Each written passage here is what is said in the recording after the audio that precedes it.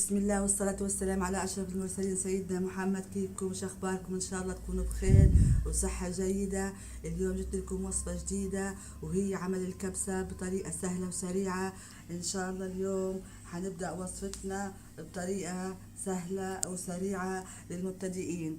طبعا طعمها كتير طيب ولذيذ، وإن شاء الله تعجبكم وصفتنا. بنبلش في المكونات. نبدأ معنا جزرتين فلفل رومي، 2 فلفل رومي، حبتين بندورة، قطعة صغيرة مكعبات، بصلة واحدة حجم كبير، معلقة كبيرة صلصة. التوابل: معلقة كبيرة ملح، نص معلقة فلفل أسمر، نص معلقة شطة، معلقة كبيرة توابل الكبسة مطحونة، نص معلقة صغيرة قرفة، فلفل شطة حار، قرفة عيدان. كيلو رز بسمتي حبة طويلة للكبسة. وهلأ حنبدأ طريقتنا. نبدأ بالرز زي ما انتم شايفين، حنغسله وننقعه لمدة نص ساعة بمية سخنة. وهلأ حنبدأ الطريقة والطبخ. هلأ حنضيف نص كاسة زيت نباتي، نص معلقة زبدة،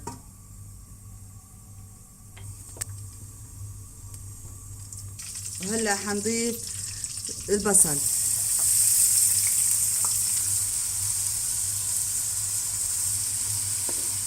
بنقلب البصل لحديت ما يتدبل. هلا حنضيف الجزر ونقلب.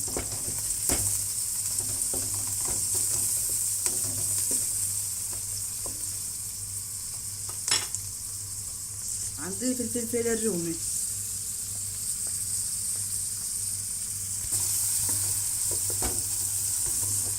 طبعا حنخليهم يتدبلوا شوية، وحنضيف حبة البندورة.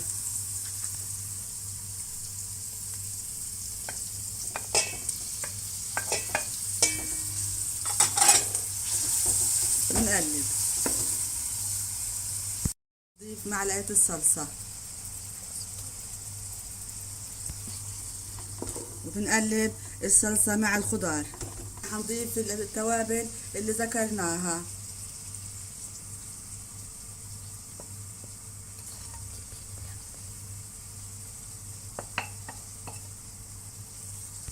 وبنقلب التوابل مع الخضار اللي ضفناها، بنقلبهم بعد ما التوابل اتجانست مع الخضار. حنضيف الشوربة الموجودة عندي. وهلا حنضيف الشوربة اللي معانا. طبعا انا قلت لكم التوابل الخشنة تاعت الكبسة موجودة في الشوربة. وهلا حنضيف كاستين شوربة. بسم الله.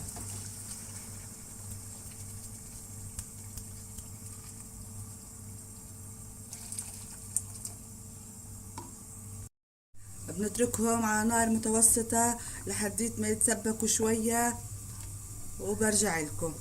بنضيف عيدان القرنفل، بنضيف فلفل اسمر حب، بيعطي نكهة وطعم للكبسة.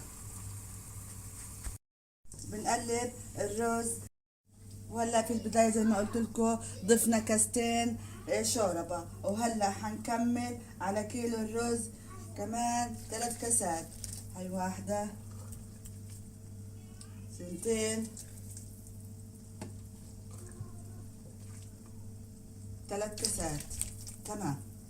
وبنقلب الرز مع الشوربة بالراحة. نتركها على نار عالية لحديت ما تغلي وبنوطي عليها. وبهيك بعد مرور 10 دقايق صارت الكبسة جاهزة زي ما انتم شايفين. الطريقة الصحيحة واللذيذة والسريعة. وهلأ حنسكب الرز. بسم الله.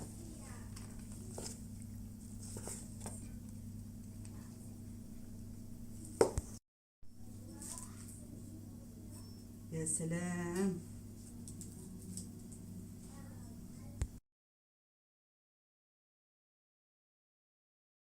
حنزينها بالبقدونس. وقطع الليمون. طبعا واذا في مكسرات حابين تزينوها بالمكسرات والزبيب هذا اختياري. بنضيف معاها كمان الشوربة واللبن الياغورت.